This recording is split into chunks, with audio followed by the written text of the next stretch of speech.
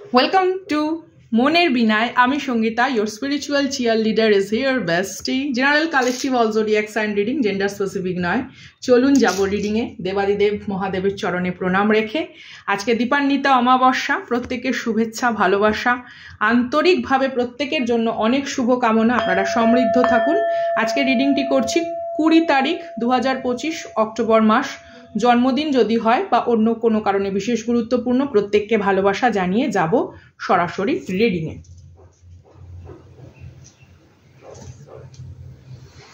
চলুন আজকে আমরা সি শেলসের রিডিংও করব, তার সাথে অরাকেল কার্ডেরও রিডিং। ওরা ভেবেছিল আপনি ঝরা পাতা, আপনি প্রমাণ করে দিয়েছেন আপনি চিরহরিৎ বৃক্ষ। পর্ণমোচী উদ্ভিদও সিজনের এক একটা টাইমে নিজেদেরকে পাতা ঝরিয়ে আবার নতুন করে সেজে ওঠে। তো নতুন করে আপনার সেজে ওঠার সময় এটা। চলুন দেখি ইউনিভার্স কি জানাতে চায়। ডেফিনেটলি নেব। এবং অরাকেল ডেক্স থেকে আমি কিন্তু আজকে একটা রিচুয়ালসও আপনাদেরকে বা রেমিডিও আপনাদেরকে বলে যাব, যেটা আপনারা এই নিউ মুনে ডেফিনেটলি করতে পারবেন। সেটা হচ্ছে আজকে ধরুন অমাবস্যা মানে রাত্রিকালীন বা প্রদোষের পর থেকে আগামীকাল প্রদোষ পর্যন্ত আপনারা কিন্তু করতে পারবেন। তো চলুন রিডিংয়ে আগে কার্ড দেখব, তারপরে দেখব সি শেলস আমাদেরকে কি বলছে। তো যারা আপনাদেরকে ঝরা পাতা ভেবেছিল, আপনি তাদেরকে ভুল প্রমাণিত করেছেন। কেউ ভেবেছিল আপনার অস্তিত্বকে মনে হয় খুব সহজেই মিটিয়ে দেওয়া যায়, আপনাকে অল্প উপেক্ষাতে ধ্বংস করে দেওয়া যায়। কিন্তু বিশ্বাস করুন, ওদের অবহেলা, ওদের বঞ্চনা, ওদের ব্যাকস্ট্যাবিং, প্রতারণা আপনাকে সমৃদ্ধ করেছে, কারণ আপনি ভেতর থেকে নিজেকে পাল্টিয়েছেন। দেখুন বটম অফ দ্য ডেক রিচুয়ালসের কার্ড এসছে, দেখেছেন? আচ্ছা, প্রথমেই যেটা এসছে সেটা হচ্ছে সিগনিফিকেটের কার্ড, সেটা হচ্ছে প্রোটেকশনের এনার্জি। ঠিক আছে, আপনারা, আমি কার্ডটা ধরছি, এই যে সিম্বলটা দেখতে পাচ্ছেন, এই যে সিম্বলটা, এখানে এই যে 3টে কাঠি মতন রয়েছে এবং এখানে কতগুলো সুতো সুতো ঝোলানো, এটা কি দিয়ে তৈরি করতে হয় আমি বলছি। এগুলো ক্রিস্টাল দিয়ে তৈরি করতে হয়।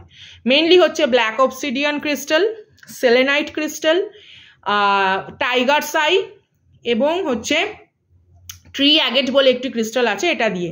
যদি আপনাদের কাছে থাকে আপনারা এরকম একটি তৈরি করে নিতে পারেন, বা এটা ছবি এঁকেও আপনারা নিজের কাছে রাখতে পারেন।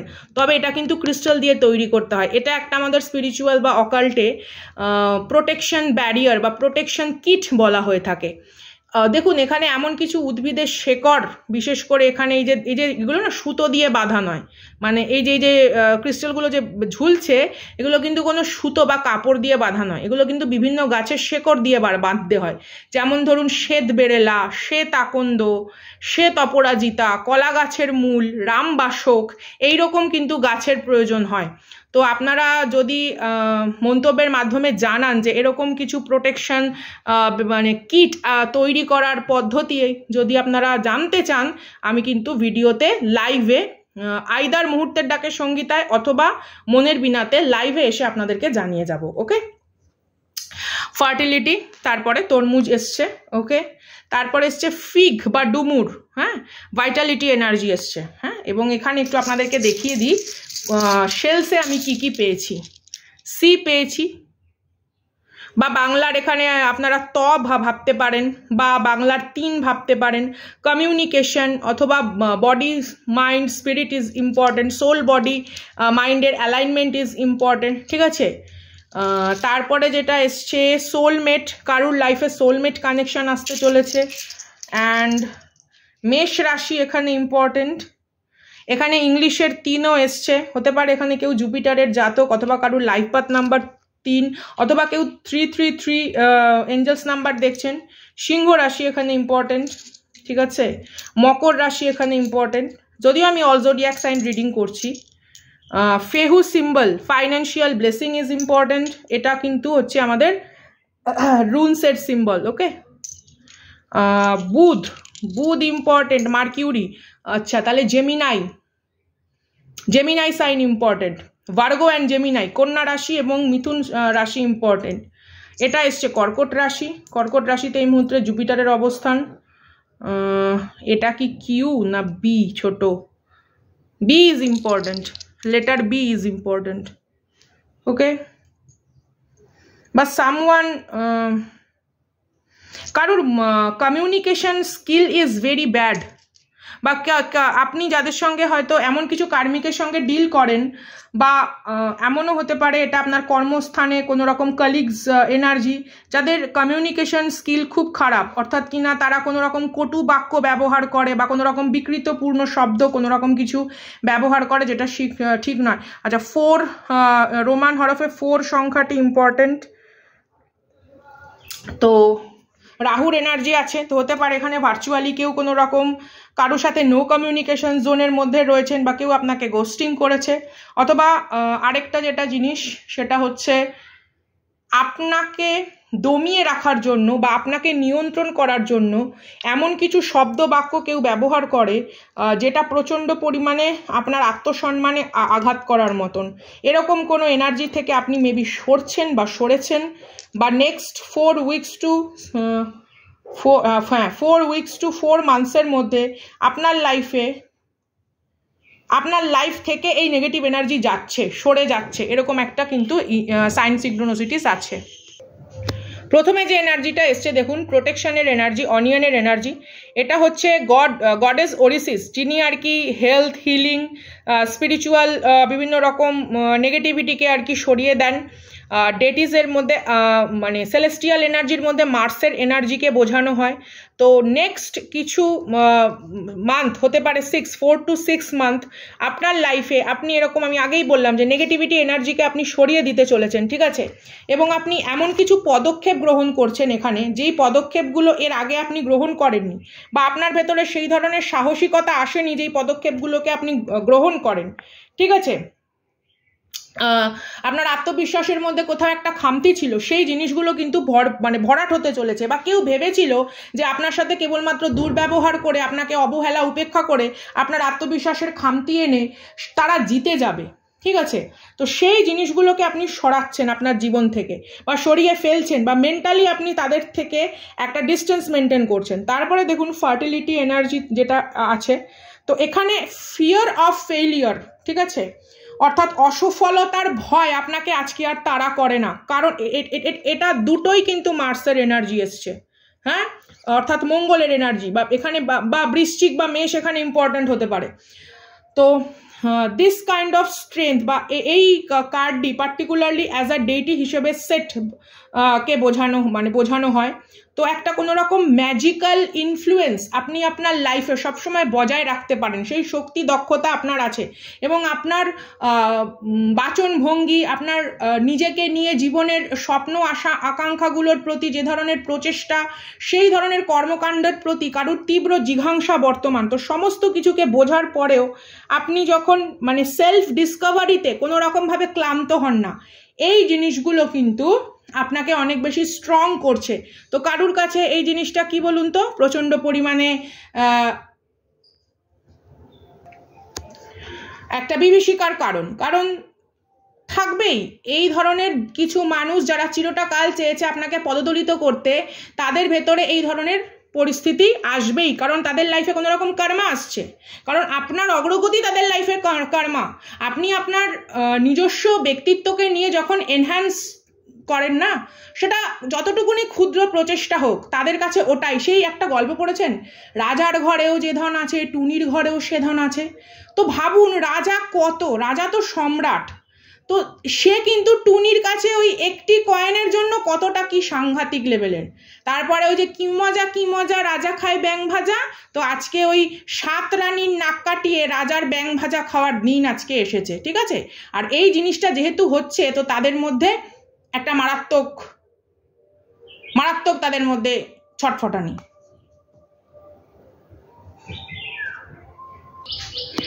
তো এই হলো ঘটনা।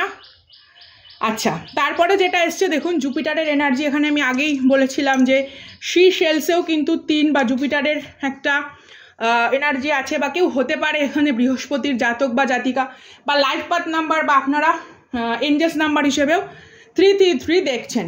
তো ফিগ হচ্ছে আমাদের অ্যাস্ট্রোলজিক্যাল সাইন টরাসের এনার্জি।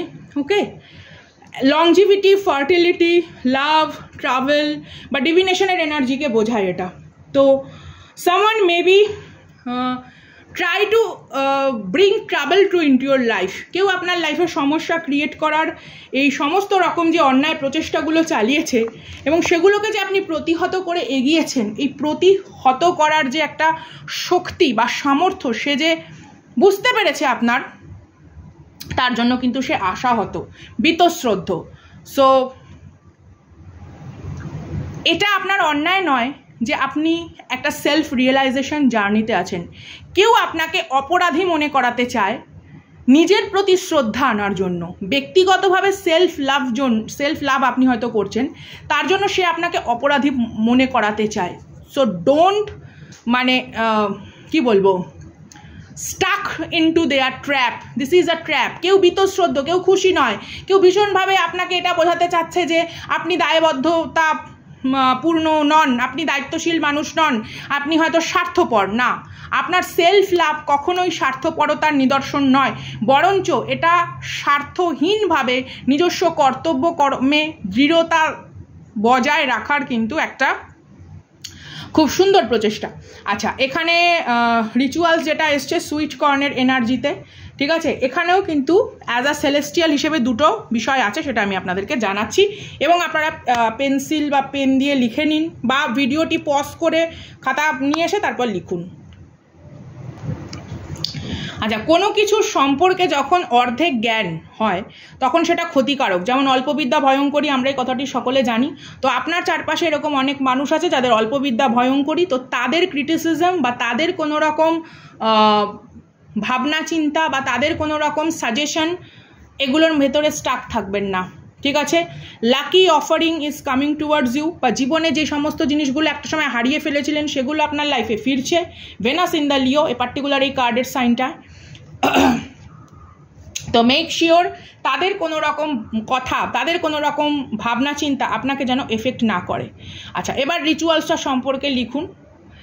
প্রথমে হচ্ছে যে কোনো তেল, ঠিক আছে, সেটা আপনার বাড়িতে অলিভ অয়েল থাকুক বা আপনি যে তেলে রান্না করেন সেই তেল হলেও হবে, যে কোনো তেল পরিষ্কার একটি পাত্রে, চেষ্টা করবেন পাত্রটি যেন লোহার বা স্টিলের না হয়, হ্যাঁ, তামা হতে পারে বা কোনো যেটা আমরা ঠাকুরের রান্না করি আর কি, কাঁসা পেতলের বাসনও হতে পারে, স্টিলের যেন না হয়, কাচের যেন না হয়, লোহার যেন না হয়, মাটির হোক তাও চলবে। আপনি যদি মাটির কোনো সরার মধ্যেও রিচুয়ালসটি করেন নতুন, তাহলেও হবে। তো হিট দ্য অয়েল, ওকে, গরম করুন কোনো তেল। আপনার কাছে যদি কর্ন থাকে এরকম ধরনের, যেগুলো আমরা আর কি ভুট্টা বলি আর কি, পপকর্ন, হ্যাঁ, পপকর্ন যদি বীজ থাকে, ভুট্টার বীজ থাকে, সেই ভুট্টার বীজ যদি হাতের সামনে এই মুহূর্তে না পান, তাহলে আপনারা খই, ঠিক আছে, অথবা জব দিয়েও কাজটি করতে পারেন। ওকে, এবার এই জিনিসটাকে ভাজতে হবে। যদি আপনাদের কাছে ঘি থাকে, ঘি দিয়েও করতে পারেন, কারণ যেহেতু ঠাকুরের বাসনে অনেক সময় আমরা তেল ছোঁয়াই না, ঘি দিয়েই রান্না করি, তো ঘি দিয়েও করতে পারেন, কোনো অসুবিধা নেই। এই জিনিসটাকে হালকা করে একটু ভাজতে হবে, হালকা করে, খুব সামান্য টস করবেন, হ্যাঁ, কোনো রকম নুন মিষ্টি কোনো কিছু দেবেন না, কোনো লঙ্কা কোনো কিছু দেবেন না, এটা কিন্তু খাওয়ার জন্য নয়। সামান্যতম একটুখানি ভাজার পরে এবার এটাকে ঠান্ডা হতে দেওয়া যাবে না, হালকা উষ্ণ অবস্থাতেই। আপনি গ্যাসের ফ্লেম কম করে দিতে পারেন বা উনুনে যে রান্না করছেন সেটা থেকে নামিয়ে রাখতে পারেন, কিন্তু পুরোপুরি ঠান্ডা হতে দেবেন না। এবং এমনভাবে তেল এবং এই কর্ন বা খই বা জবটা দেবেন যেন ওই তেল বা ঘিটা পুরোপুরি ব্যবহার হয়ে যায়, অবশিষ্ট না থাকে। এটা দেওয়ার পরে আপনি পানের মধ্যে এই জিনিসটাকে তুলবেন, খুব সামান্য নিয়েই কিন্তু করতে হবে, অনেক পরিমাণে নয়, সামান্য, বা ধরুন আপনার এই এক মুঠোতে যতটুকুনি ওঠে ততটুকুনি, ঠিক আছে। এবার এটা পানের মধ্যে নেবেন, ঠিক আছে, পান একটা পাতা হোক, দুটো পাতা হোক, তিনটে পাতা হোক, ওটার মধ্যে জিনিসটিকে নেবেন। নেওয়ার পরে পূর্ব দিকে মুখ করবেন, পূর্ব দিকে মুখ করবেন, আপনার রান্নাঘর থেকে বেরিয়ে বা ঘর থেকে বেরিয়ে পূর্ব দিকে মুখ করবেন, নিজের বাড়ির বাইরে কোনো জায়গাতে দিয়ে চলে আসবেন, কোনোভাবে আর পেছনে ফিরে তাকানো যাবে না, ঠিক আছে।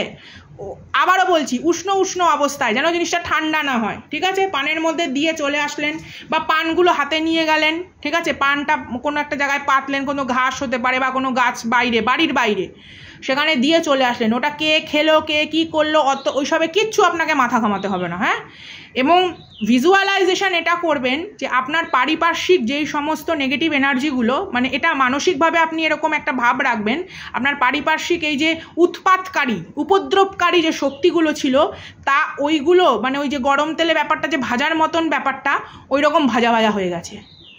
হ্যাঁ, এবং ওটাকে আপনি আপনার বাড়ি থেকে দূরীভূত করে দিয়েছেন। এইটা করে আসার পর ওই বাসনটি বিশেষ করে কোনো টক দ্রব্য দিয়ে মাজবেন, সেটা তেঁতুল হতে পারে, লেবু হতে পারে, সেটা দিয়ে মাজবেন এবং নিজেও স্নানের জলে সামান্য লেবু এবং গোলাপ জল দিয়ে স্নান করবেন। হলো, এই হচ্ছে রিচুয়ালস।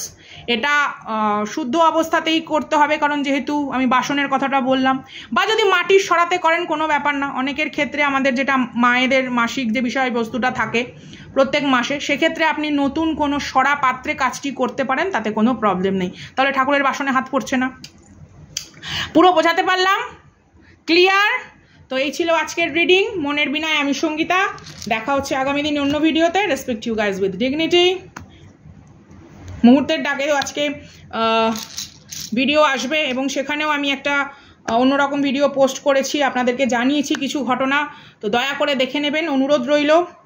এবং এত ভালোবাসা, এত উৎসাহ, এত মিষ্টি মন্তব্য প্রত্যেকটার জন্য সত্যি কথা কৃতজ্ঞতার ঋণ প্রকাশের ভাষা নেই। আপনারা এতটা আপ্লুতভাবে সাড়া দিয়েছেন। আর আমি চেষ্টা করব লাইভে আপনাদের কতগুলো টাইম লুপ, টাইম জোন, কার্মিক লুপ হোল এগুলো নিয়ে বিভিন্ন রকম ভিডিও দেওয়ার। ইভেন গডেস বা এই যে তত্ত্ব বিভিন্ন রকম, যদিও আমি অত জ্ঞানীগুণী মানুষ নই, but I just try my best. Respect you, love you. Your spiritual cheerleader is here. Tata.